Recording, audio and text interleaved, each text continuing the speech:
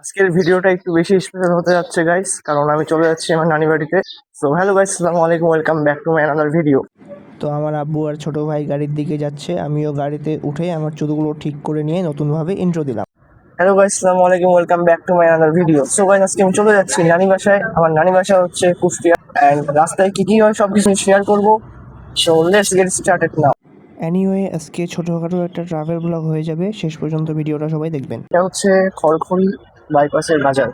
Cinematic golden moment, দুই পাশে গাছ আর মাঝখানে আমাদের গাড়ি চলছে, একরকম অস্থির ভাইব দিতেছে। আমি এখন আছি বানেশ্বরে। বানেশ্বরের কেউ যদি আমার ভিডিও দেখে থাকেন তাহলে অবশ্যই কমেন্ট বক্সে জানিয়ে দিবেন। আমি এখন আছি বনলতা সেনের শহর নাটোরে।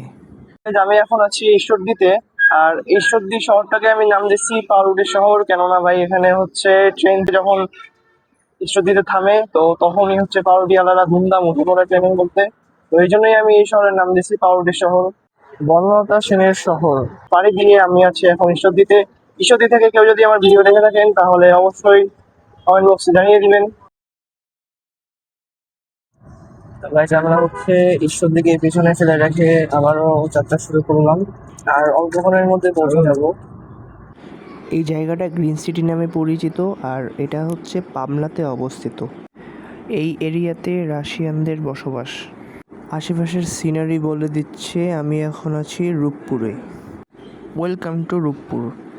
তো রূপপুরকে পিছনে ফেলে আমি এখন আছি লালন শাহ ব্রিজে। এই ব্রিজটা পর্যটকদের পছন্দের শীর্ষে রয়েছে।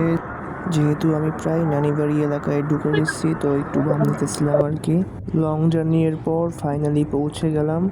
তো আজকের ব্লগ এখানেই শেষ করছি। আল্লাহ হাফেজ, আসসালামু আলাইকুম।